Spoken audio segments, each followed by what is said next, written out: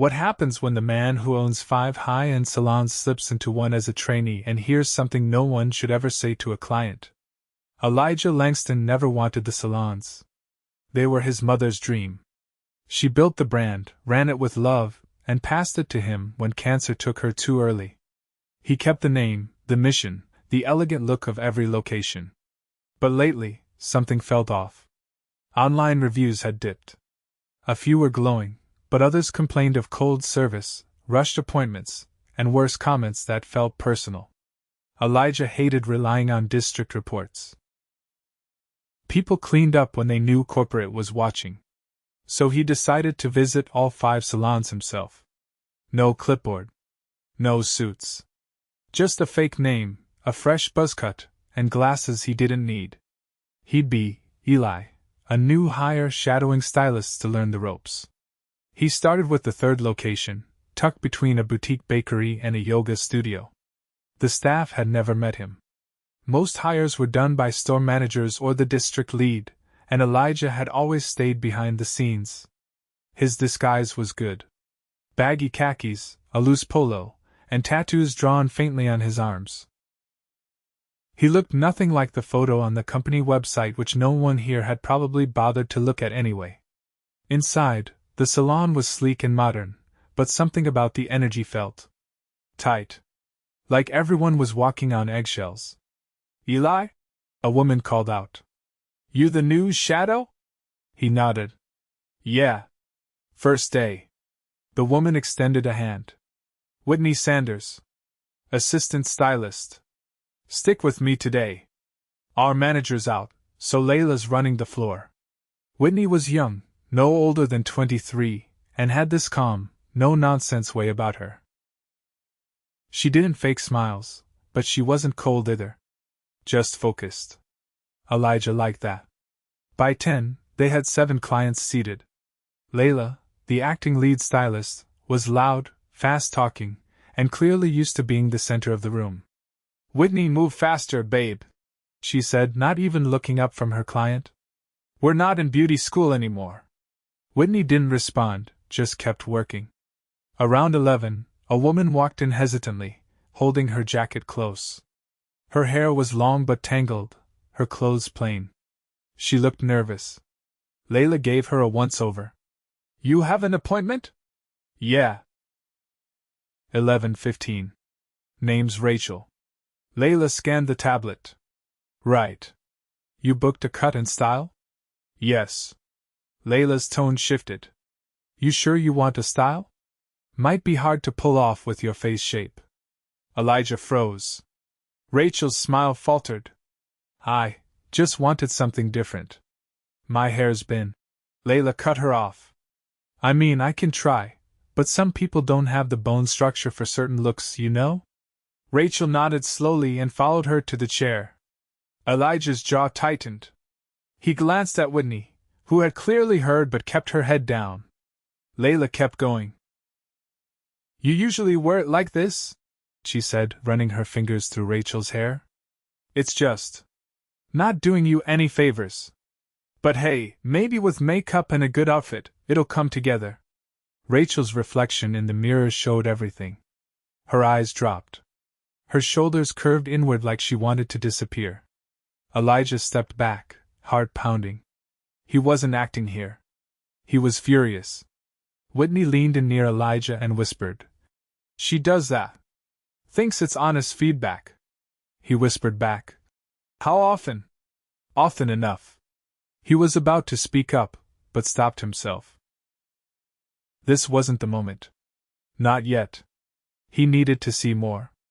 After lunch, Whitney introduced Elijah to a client named Carmen, an older woman with gray streaks she wore proudly.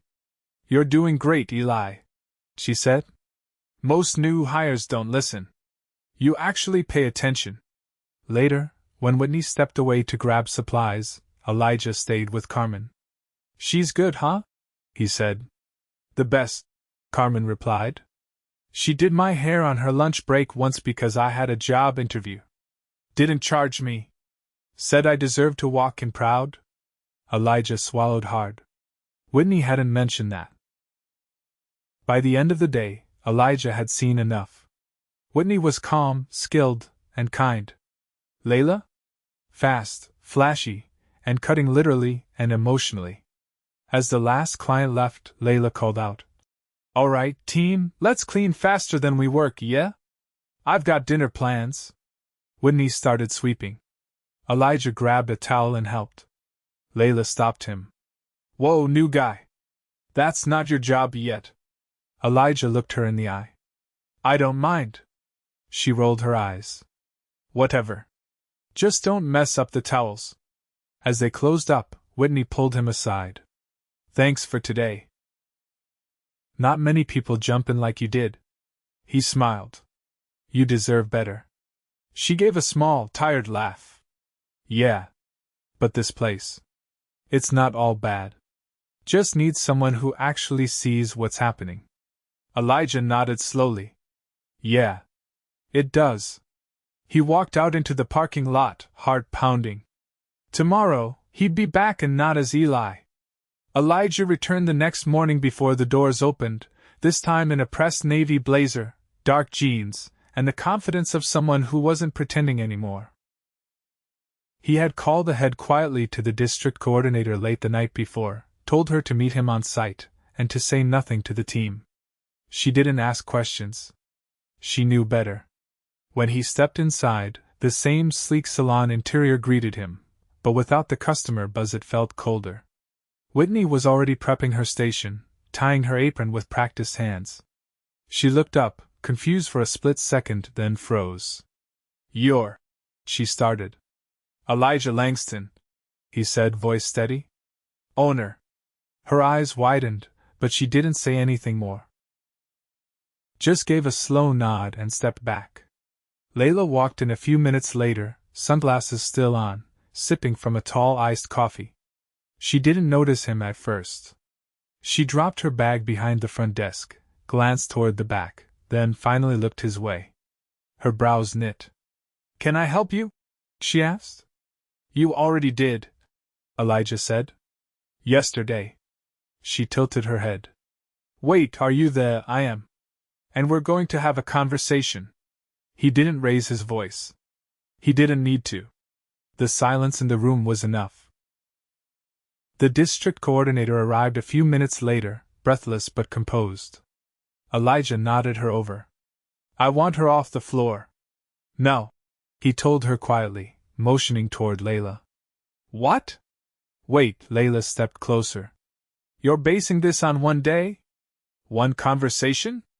"No," Elijah said. "I'm basing it on a pattern that's gone unchecked for too long.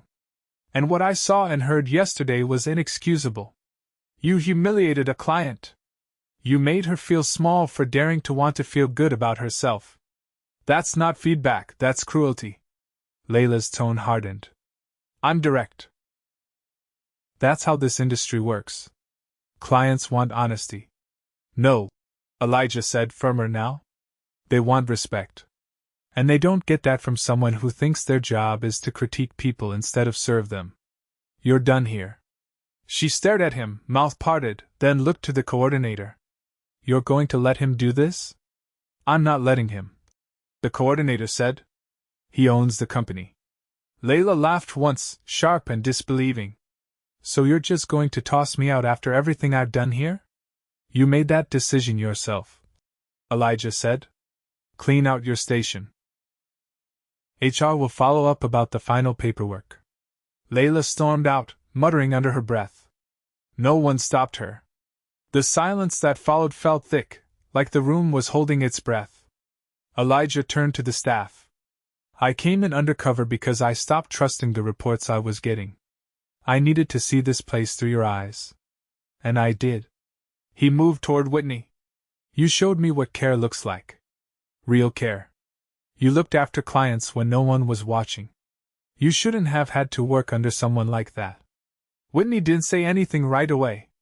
She took a breath. "I figured nothing I said would change anything. People like her always stay." "Not anymore," Elijah said. "That ends today." He stepped to the center of the floor. "We're going to restructure this salon. That means better rotation, proper breaks, and a new lead stylist chosen by performance, not volume.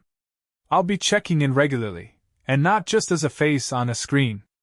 A man in the back, Jared, a stylist who'd barely spoken yesterday, raised his hand halfway. We've been short-staffed for months. Can we actually get help? Because right now, we're booked solid with no room to breathe. We're already recruiting, Elijah said.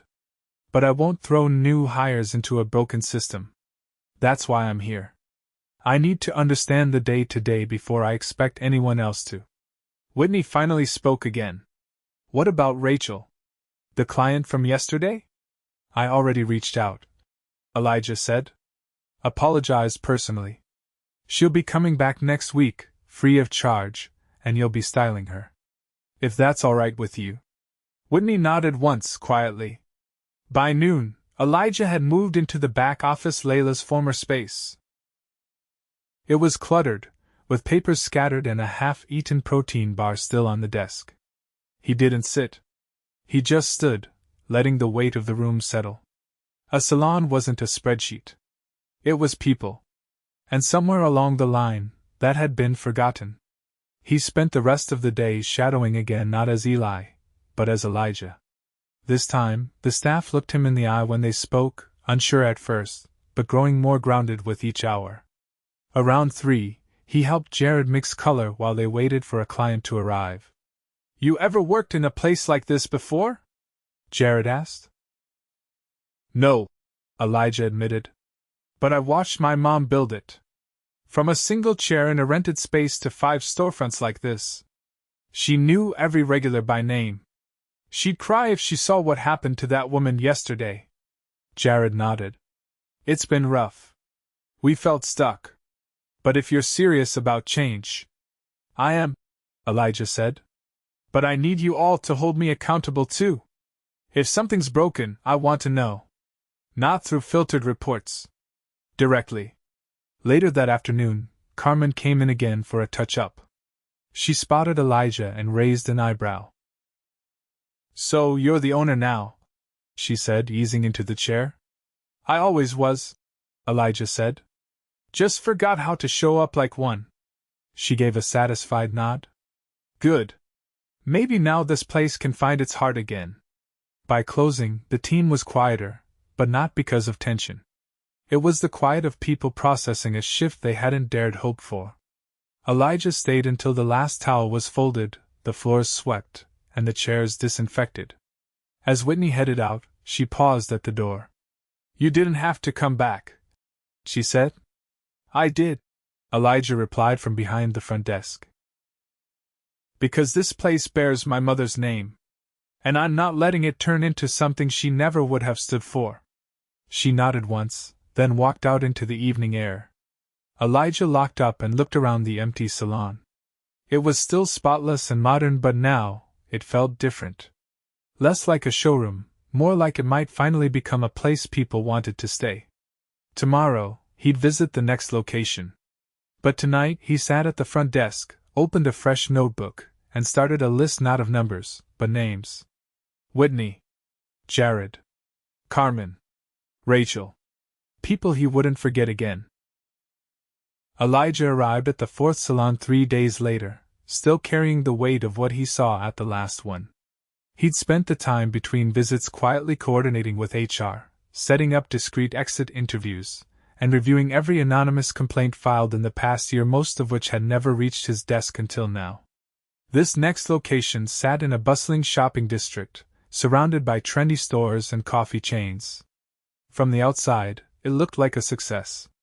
Inside, he hoped to find something different, something better. He entered through the staff door 15 minutes before opening, this time with no disguise. He wanted to be seen. Morning, a voice called from the back. A tall man in a charcoal apron stepped into view, wiping his hands on a towel. Didn't know we had visitors today. I'm Elijah Langston, he said. Owner. The man's eyebrows lifted, but he didn't react beyond that. No kidding. Thought you were a myth. Elijah walked further inside. And you are? Marcus. Senior stylist. Been here about 4 years. A young woman entered behind Marcus, glancing between them. She looked barely 20, with a nervous energy and her apron tied too tight. She gave a quick nod. "This is Liana," Marcus said. "Our new apprentice. Just finished her second week." Elijah offered a quick handshake. "Good to meet you, Liana." She nodded again but said nothing. Marcus leaned slightly toward her and said quietly, "It's all right. He's not here to fire anyone." Elijah caught it but let it go. "I'm just here to observe. I won't get in the way." The salon opened on time, and by mid-morning, it was full. The team worked efficiently, but the mood was clipped. No one lingered between clients. Conversations were short, often whispered. Elijah posted up in a corner, watching quietly, jotting notes in a black leather notebook. Around 10, an older stylist named Dana arrived, already behind on her schedule. She didn't apologize. She moved fast, barely acknowledging the client already waiting for her. The woman in the chair, a middle-aged woman with a soft voice and carefully folded jacket, spoke gently.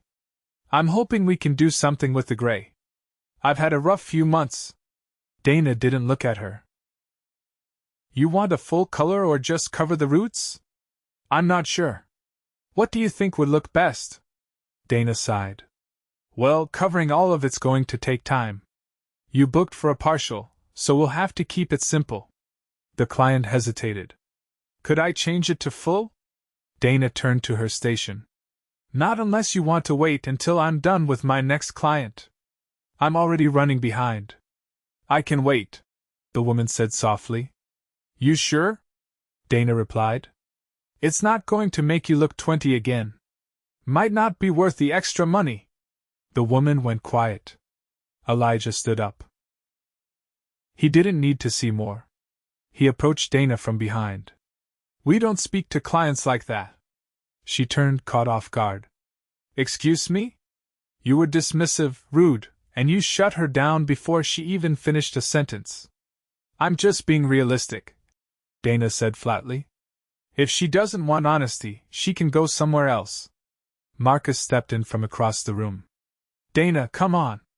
"No," Elijah said. "She can finish this conversation with me in the office." Dana crossed her arms. "I've been doing this longer than half this team's been alive." "I don't need a lecture. You need to clock out," Elijah said. "Now." She stared at him. "You're serious?" "You're done. Clients don't come here to be reminded of everything they dislike about themselves.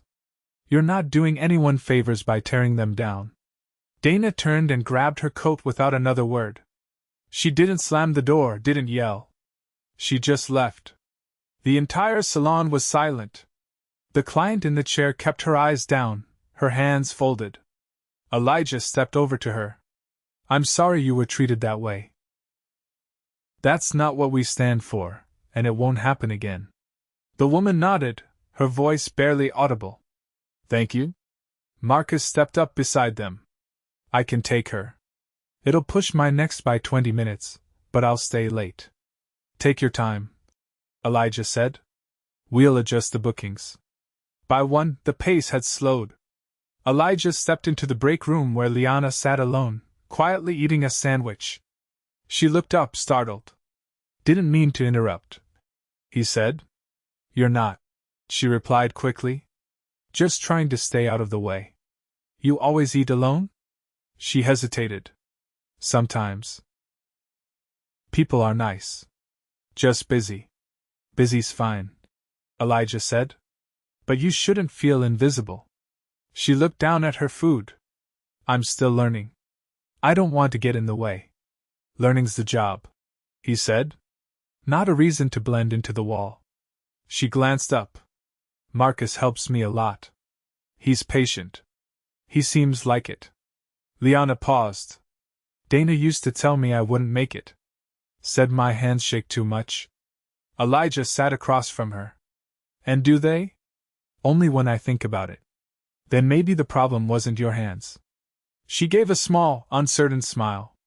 "Not forced, just surprised." Later that afternoon, Elijah pulled Marcus aside between clients. "You've been holding this team together. Marcus shrugged. We've been trying. Dana's been hard to carry. But no one wanted to push her out. You shouldn't have had to. Marcus leaned against the counter. We're good at what we do. But the vibe's been off for a while. Clients feel it. Staff feels it. It's like everyone's waiting for something to snap. It already did, Elijah said. And now we fix it.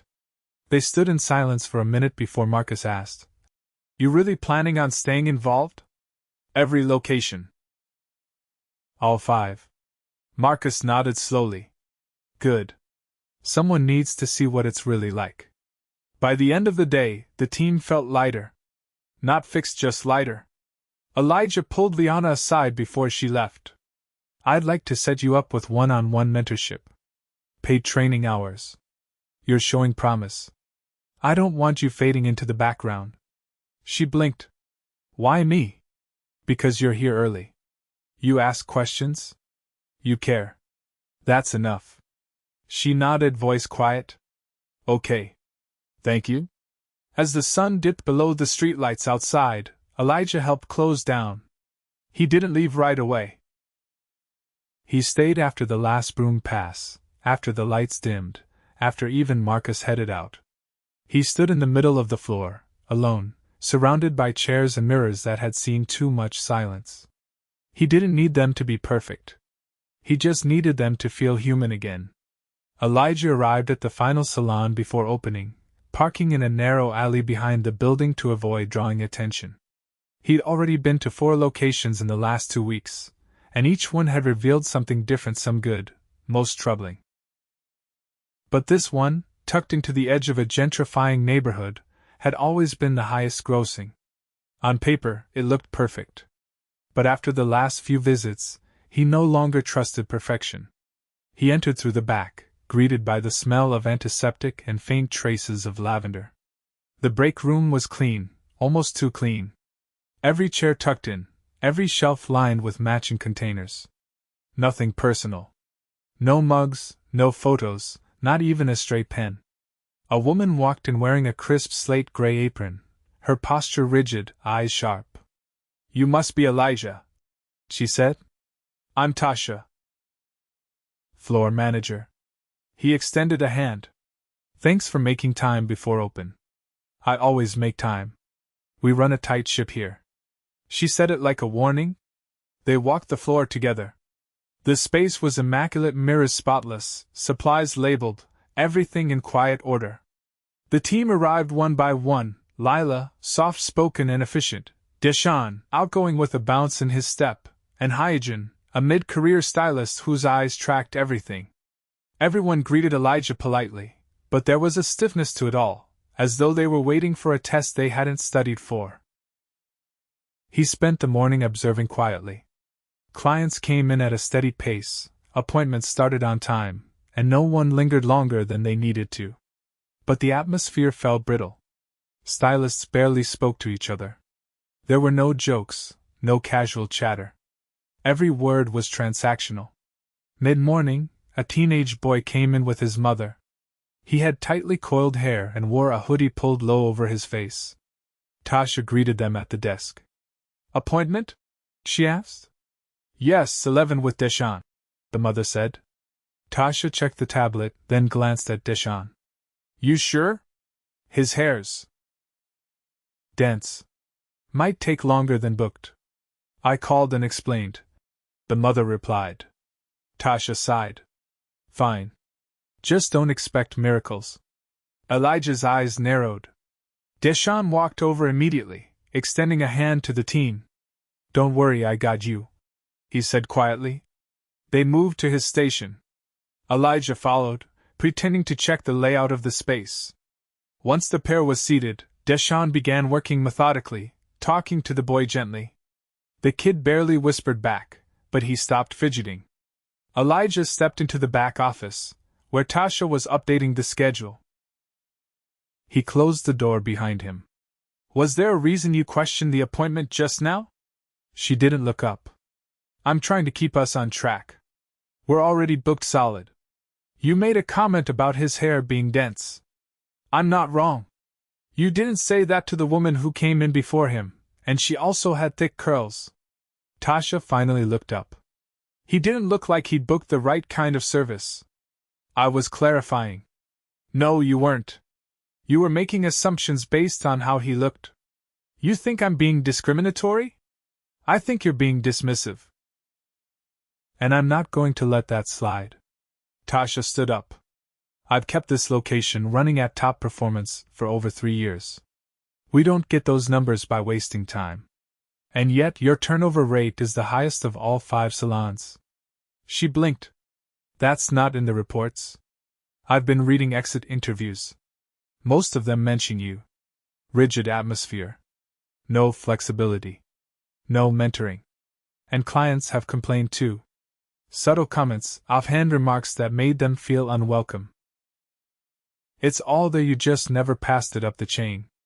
I was protecting the brand. No, you were protecting yourself. This place runs like a machine, but it's not human. And that's not what this company stands for. Tasha crossed her arms. So what now? You're firing me? Yes. Effective immediately. She gave a short, humorless laugh. You'll tank this location. I'd rather rebuild it than let it keep running like this. Tasha collected her things without another word. Elijah didn't follow. He stood alone for a long moment, then walked back out to the floor. The atmosphere had shifted. Stylist kept glancing toward the office. Elijah stepped into the center of the floor. I let Tasha go, he said. I know that might come as a shock. But I've spent the last few weeks visiting every location, and I've seen what happens when we let things slide in the name of efficiency. Lila set down her comb. Is this permanent? Yes. And it's not a punishment, it's a reset. You shouldn't feel like you're walking on glass just to do your job. Deshawn finished up with the boy and walked over. We've been trying to hold it together.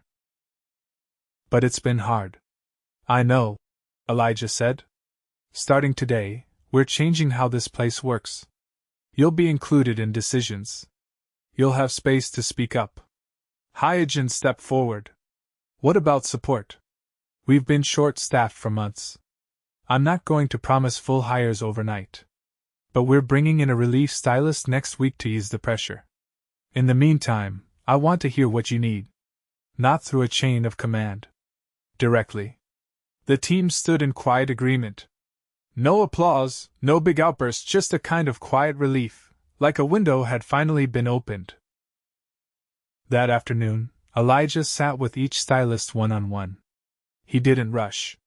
He listened. Lila asked for a flexible schedule to care for her mother.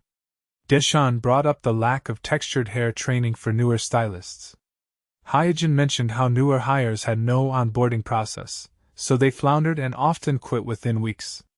Each conversation added another layer to the picture. Not dysfunction, but neglect. People doing their best in a system that hadn't been designed to support them. By close, the mood had shifted again. People lingered. Someone turned on music while cleaning up. Liana from the last location had texted Marcus to say she'd passed her apprentice test. Elijah read the message quietly, then smiled. He didn't stay long after close this time. He left the keys with the assistant manager, then walked the empty streets back to his car. The city was quiet, the sky overcast, but for the first time in weeks, he felt clear. He didn't fix everything. Not yet. But he had started something real. The next morning, all 5 salons received an internal announcement, new training programs, a rotating mentorship system, and a direct email to Elijah's desk. No filters, no gatekeeping. Every stylist now had a voice. And at the bottom of the message, in bold, every client deserves dignity. Every employee deserves respect. That's not branding. That's the promise. Elijah closed his laptop and leaned back in the chair his mother once used when she ran this company from a single rented space. He didn't need to pretend anymore. He was finally showing up.